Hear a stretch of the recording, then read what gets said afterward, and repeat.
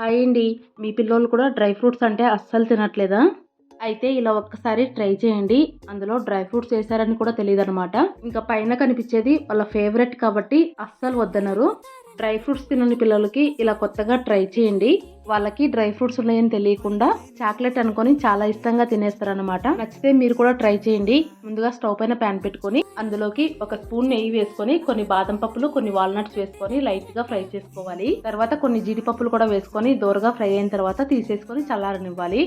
ఇప్పుడు మళ్ళీ ప్యాన్ లోకి ఇంకొక స్పూన్ నెయ్యి వేసి కాస్త ఎండు ద్రాక్ష కూడా వేసుకొని ఫ్రై చేసుకొని పక్కకు తీసేసుకోండి. అలాగే ముందుగా ఫ్రై చేసి పెట్టుకున్న బాదం, జీడిపప్పులు వీటన్నింటిని ఫైన్ పౌడర్ లాగా మిక్సీ పట్టుకొని అందులోకే ఫ్రై చేసి పెట్టుకున్న ద్రాక్ష, 4-5 ఖర్జూరాలు వేసుకొని ఒకసారి మిక్సీ పట్టుకున్నారంటే ఇలా ముద్దలాగా వస్తుంది. ఇప్పుడు అందులో నుంచి కొద్ది కొద్దిగా తీసుకుంటూ నచ్చిన షేప్ లో చేసుకొని పెట్టుకోవాలి. ఇప్పుడు ఒక గిన్నెలోకి నీళ్లు తీసుకొని వాటిని స్టవ్ పైన పెట్టేసి నీళ్ళని బాగా మరగనివ్వాలి. నీళ్లు మరుగుతున్న టైంలో ఇంకొక గిన్నెలోకి కొద్దిగా డార్క్ చాక్లెట్, వైట్ చాక్లెట్ అలాగే కొద్దిగా బటర్ వేసుకొని కరగనివ్వాలి. కొద్దిసేపటికి చాక్లెట్ అయితే మెల్ట్ అవుతూ ఉంటుంది. మధ్య మధ్యలో కొద్దిగా బటర్ కానీ లేదంటే నూనె కానీ వేసుకుంటూ చాక్లెట్ మొత్తం ఇలా లిక్విడ్ గా వచ్చేలాగా కరిగించుకోవాలి. అలాగే చేసి పెట్టుకున్న డ్రై ఫ్రూట్స్ పీసులను అయితే చాక్లెట్ సిరప్ లో వేసేసుకొని చాక్లెట్ సిరప్ మొత్తం దానికి కోటింగ్ అయ్యేలాగా కోట్ చేసుకొని తర్వాత ఇలా వీడియో క్లిప్ లో చూపించిన విధంగా బటర్ పేపర్ పైన అన్ని దూరంగా పెట్టేసుకోవాలి.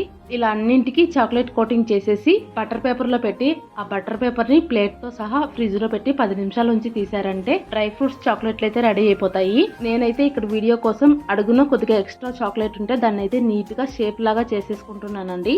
చూసారు కదా, ఇలా డ్రై ఫ్రూట్స్ తో చాక్లెట్ లాగా చేశారంటే పైన చాక్లెట్ ఉండడం వల్ల పిల్లోళ్ళు అయితే చాలా ఇష్టంగా తింటారండి. ట్రై చేయండి. అలాగే వీడియో నచ్చినట్లయితే లైక్ చేసి సబ్స్క్రైబ్ చేసుకోండి.